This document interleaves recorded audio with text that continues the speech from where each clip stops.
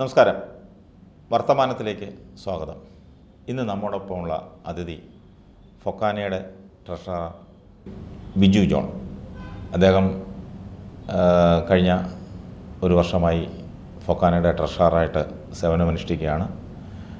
അവരുടെ വാർഷിക കോൺഫറൻസ് വരുന്ന ജൂലൈയിൽ ഇപ്രാവശ്യം വാഷിങ്ടൺ ഡി സിയിലാണെന്ന് തോന്നുന്നു. അതെ, വാഷിങ്ടൺ ഡി സിയിൽ നടക്കുകയാണ്, ജൂലൈയിലാണ്. അപ്പം അതിൻ്റെ ചില ക്രമീകരണങ്ങളുമായിട്ടാണ് അദ്ദേഹം നാട്ടിലെത്തിയത്. നാട്ടിലവർ ഫൊക്കാനയുടെ പ്രവർത്തനം അമേരിക്കയിലാണെങ്കിലും കേരളത്തിൽ ഒരുപാട് പ്രവർത്തനങ്ങൾ അവർ അതിനോടനുബന്ധിച്ച് നടത്തുന്നുണ്ട്. ഒരുപാട് പേർക്ക് വീടുകൾ വെച്ച് കൊടുക്കുകയും സാമ്പത്തിക സഹായങ്ങൾ ചെയ്യുകയും അങ്ങനെ ഒത്തിരി കാര്യങ്ങൾ, ചാരിറ്റി പ്രവർത്തനങ്ങൾ അവർ കേരളത്തിന് വേണ്ടി ചെയ്യുന്നുണ്ട്. അപ്പോൾ അതുമായിട്ട് ചേർന്ന് ചില ചാരിറ്റി പ്രവർത്തനങ്ങളുടെ ഭാഗമായിട്ടാണ് ബിജുവും അതുപോലെ പ്രസിഡൻറ്റും ഒക്കെ നാട്ടിൽ എത്തിയിട്ടുള്ളത്. എൻ്റെ അറിവ് ശരിയാണെങ്കിൽ ഇന്നും ഒരു വീട് പൂർത്തീകരിച്ചതിൻ്റെ താക്കോൽദാനമാണ്. സൗജന്യമായി അവർ നൽകുന്ന ഒരു വീട് കഴക്കൂട്ടം നിയോജകമണ്ഡലത്തിലുള്ള സ്ഥലത്താണ് ഒരു വീട് കൊടുത്തിരിക്കുന്നത്. നിർധനരായ ഒരു കുടുംബത്തിന് കൊടുത്ത വീടാണ്. അതിൻ്റെ താക്കോൽദാനം ഇന്ന് നടക്കുന്നുണ്ട്. അങ്ങനെ പല പരിപാടികൾ അവർ, പല ചാരിറ്റി പ്രവർത്തനങ്ങൾ കേരളത്തിൽ അവർ നടത്തുന്നുണ്ട്. അതോടൊപ്പം തന്നെ ചില കാര്യങ്ങൾ അദ്ദേഹത്തോട് തന്നെ നമുക്ക് ചോദിച്ച് മനസ്സിലാക്കേണ്ടതാണ്. ഇന്ന് പ്രവാസികൾ കേരളത്തിൽ പഴയതുപോലെ അവർ പണമൊന്നും ഇങ്ങോട്ട് അയക്കുന്നില്ല, സാമ്പത്തിക സ്ഥിതിയിൽ വളരെ മോശമാണ് എന്നൊക്കെയുള്ള റിപ്പോർട്ടുകളാണ് വരുന്നത്. കഴിഞ്ഞ ദിവസം ആസൂത്രണ ബോർഡ് പുറത്തുവിട്ട ഒരു റിപ്പോർട്ടിൽ പറയുന്നത് കഴിഞ്ഞ 10 വർഷത്തിന് മുൻപുണ്ടായിരുന്ന രീതിയിലുള്ള പ്രവാസികളുടെ ധനം, പ്രവാസികളുടെ പൈസ കേരളത്തിൽ വരുന്നില്ല എന്നുള്ളതാണ്.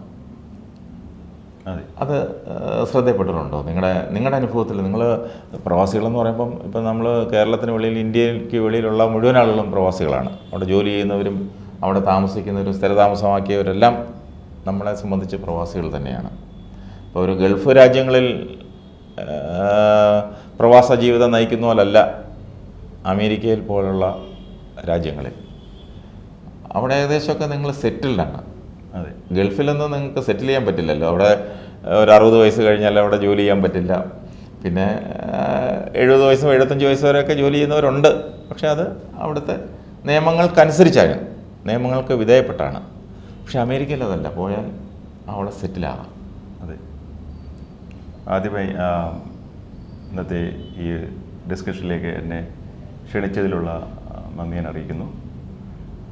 ഞാൻ കഴിഞ്ഞ ഒരു വർഷക്കാലമല്ല, ഒന്നരപ്പം ഈ ഒരു ജൂലൈ ആവുന്നതോടുകൂടി ഞങ്ങൾ 2 വർഷക്കാലമാണ് ഞങ്ങളുടെ ഒരു ഫൊക്കാനിലെ ട്രഷറിൻ്റെ ടേം എന്ന് പറഞ്ഞാൽ 2 ഇയേഴ്സ്. ട്രഷറിൻ്റെ കമ്മിറ്റിയുടെ ടേം 2 ഇയേഴ്സാണ്. ഈ ജൂലൈ ആകുമ്പോൾ 2 വർഷമാകും. 2 വർഷമാകുമ്പോൾ നമ്മുടെ കമ്മിറ്റിയുടെ കാലാവധി കഴിയും, പുതിയ കമ്മിറ്റി അധികാരത്തിൽ വരും.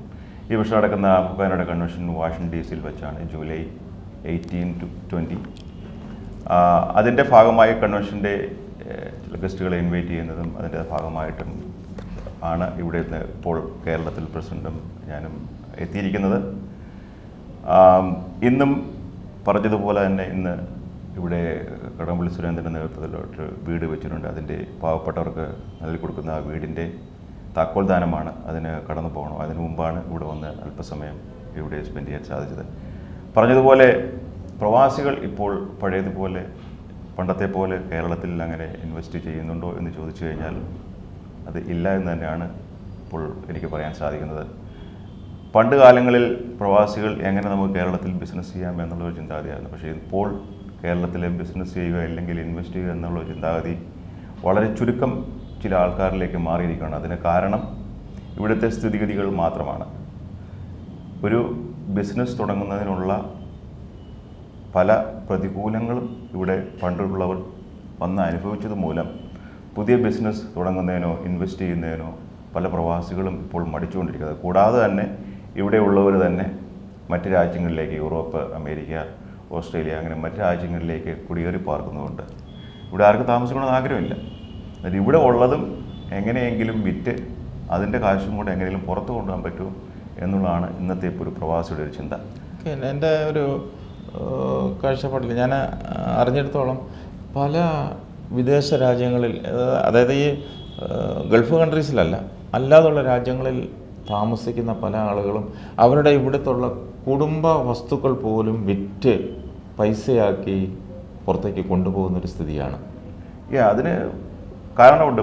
ഇപ്പം തന്നെ നമ്മൾ നോക്കിക്കഴിഞ്ഞാൽ കേരളത്തിൽ ഏത് വീട്ടിൽ പോയാലും യുവാക്കളൊന്നും ആരുമില്ല. കൂടിപ്പോയി കഴിഞ്ഞാൽ ഒരു പ്രായമുള്ള അമ്മയും അപ്പനും മാത്രം താമസിക്കുന്ന ഒരു സിറ്റുവേഷനായി മാറിക്കൊണ്ടിരിക്കുകയാണ്. അവരുടെ കാലാവധി കഴിയുമ്പോൾ ഈ പുറത്തു പോകുന്ന യൂറോപ്പിലോ US-ലോ ഓസ്ട്രേലിയയിലോ പോകുന്ന ആരും തന്നെ തിരിച്ചു വരുന്നില്ല. അവരവിടെ ഓൾറെഡി സെറ്റിലായി കഴിഞ്ഞു. പിന്നെ അവർക്ക് ഇവിടെ വസ്തു ഇട്ടിട്ടോ ഇവിടുത്തെ പ്രോപ്പർട്ടീസ് ഇവിടെ കീപ്പ് ചെയ്തിട്ടോ അത് മെയിൻറ്റെയിൻ ചെയ്യുന്നതിന് പൈസ കളയാമെന്നല്ലാതെ അതുകൊണ്ട് യാതൊരു പ്രയോജനമില്ല. സോ അവരുടെ ഉദ്ദേശം എത്രയും പെട്ടെന്ന് അത് ഡിസ്പോസ് ചെയ്യുക, കിട്ടുന്ന കാശ് അവിടോട്ട് കൊണ്ടുപോവുക. കഴിഞ്ഞ ദിവസം കാനഡയിൽ നിന്ന് എൻ്റെ ഒരു സുഹൃത്ത് വിളിച്ചപ്പോൾ, വളരെ വർഷങ്ങൾക്ക് ശേഷമാണ്, ഞാൻ അദ്ദേഹത്തോട് ചോദിച്ചു, എന്താ നാട്ടിൽ വന്നിട്ട് കുറേ ആയല്ലോ, കണ്ടിട്ടൊക്കെ ഒത്തിരി നാളായല്ലോ എന്ന് ചോദിച്ചപ്പോൾ അദ്ദേഹം പറഞ്ഞൊരു മറുപടി, അദ്ദേഹത്തിൻ്റെ കുടുംബം എല്ലാം കാനഡയിലും അമേരിക്കയിലുമായിട്ട് സെറ്റിൽഡാണ്. അദ്ദേഹത്തിൻ്റെ മാതാപിതാക്കളുടെ അദ്ദേഹത്തിൻ്റെ സഹോദരികൾ എല്ലാവരും, ഈ മാതാപിതാക്കളുടെ സഹോദരങ്ങൾ പോലും അവിടെ എന്ന് പറഞ്ഞാൽ 2 തലമുറയ്ക്ക് മുൻപുള്ള ആളുകൾ പോലും അവിടെ സെറ്റിൽഡായി. അപ്പോൾ അതുകൊണ്ട് ഇവിടെ നാട്ടിലില്ല. നാട്ടിലിപ്പോൾ അവർ പത്തനംതിട്ട സ്വദേശിയാണ്. പത്തനംതിട്ടയിൽ അവർ വീട് കൊടുക്കാണ്ടിരിക്കുക, കൊടുത്തിട്ട് പോകാനായിട്ട്. കാരണം ആരെങ്കിലും അവിടെ ഏതോ ഒരു ബ്രോക്കറെ എങ്ങാണ്ട് ഏൽപ്പിച്ചിട്ടുണ്ട്. ആ ബ്രോക്കർ അത് വില നിശ്ചയിച്ച്, അവർക്ക് അതിനെക്കുറിച്ചുള്ള അവിടുത്തെ യഥാർത്ഥ വിലയൊന്നും അവർക്കറിയില്ല. അവർ ഇത്ര രൂപ കിട്ടുമോ അല്ലെങ്കിൽ എത്ര കിട്ടും എന്നുള്ള ഒരു ഇതൊന്നും അവർക്കില്ല. പക്ഷേ അവിടെ ഒരു ബ്രോക്കറെ ഏൽപ്പിച്ചിട്ടുണ്ട്. ആ ബ്രോക്കർ പറയുന്ന വില, പക്ഷെ അതിന് ആളിനെ കണ്ടെത്താൻ സാധിക്കുന്നില്ല. ഇപ്പം ഇവിടെ മേടിക്കാനും ആളില്ല. പണ്ട് ഇവിടെ വസ്തുക്കളും വീടുകളും ഒക്കെ മേടിക്കുന്നത് പ്രവാസികൾ തന്നെയായിരുന്നു. ഗൾഫ് പണമായിരുന്നു. ഗൾഫ് പണം വരുമ്പോൾ അവരിപ്പം ഒരു വീട് വിൽക്കാനുണ്ട്, ഒരു ഗൾഫുകാരനെ സമീപിച്ചാൽ അവൻ എന്തായാലും ആ വീട് അവന് ഇഷ്ടപ്പെട്ടാൽ അത് മേടിക്കുമായിരുന്നു. ചുമ്മാ എങ്കിലും മേടിച്ചിട്ട് ഇൻവെസ്റ്റ് ചെയ്യുന്നവർ, കാരണം കെട്ടിടങ്ങളിലും സ്ഥലങ്ങളിലും ഒക്കെ ഇൻവെസ്റ്റ് ചെയ്യുന്ന ഒരുപാട് ആളുകളുണ്ടായിരുന്നു. പക്ഷെ അതൊക്കെ അങ്ങ് മാറി. നമ്മളിപ്പോൾ യൂറോപ്പിലോ US-ലോ പോകാമെന്ന് പറഞ്ഞാൽ നമ്മൾ ഗൾഫിൽ പോകുന്നത് പോലെയല്ല യൂറോപ്പിലും US-ലും പോകുന്നത്. അവിടെ ചെന്ന് കഴിയുമ്പോൾ നമ്മൾ അവിടുത്തെ സിറ്റിസൺ ആയി കഴിഞ്ഞു. കുറേ വർഷങ്ങൾ ജീവിച്ചു കഴിയുമ്പോൾ നമുക്ക് അവിടുത്തെ സിറ്റിസൺഷിപ്പ് കിട്ടും. പിന്നെ നാട്ടിലേക്ക് തിരിച്ചു പോകുക എന്നൊരു സ്വപ്നം ആർക്കുമില്ല.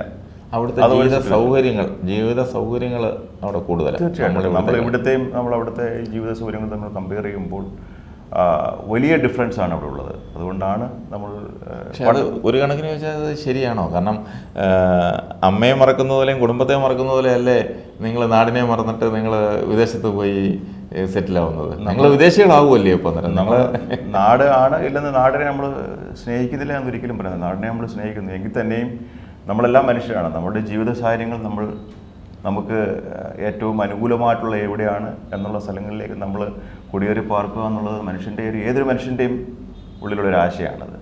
അതെന്ന് പറഞ്ഞു നമ്മൾ കേരളത്തെ മറന്നു, കേരളത്തിൽ എന്താവശ്യമുണ്ടെങ്കിലും കാരണം എന്നതിൽ മാത്രമല്ല, ഒരു വ്യക്തി എന്ന നിലയിൽ തന്നെയും എപ്പോഴും നമ്മളുടെ മനസ്സ് കേരളത്തോടൊപ്പമുണ്ട്.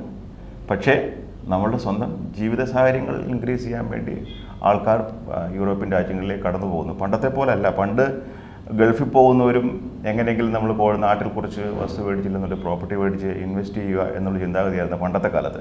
എന്നാൽ ഇന്ന് ഗൾഫിൽ പോകുന്നവരുടെയും ചിന്താഗതി അതല്ല. അവിടുന്ന് എങ്ങനെ അടുത്ത യൂറോപ്യൻ കൺട്രീസിലേക്ക് പോകാമെന്നുള്ളതാണ്. അത് കഴിഞ്ഞ ദിവസത്തെ ആസൂത്രണ ബോർഡിൻ്റെ റിപ്പോർട്ടിലുണ്ട്.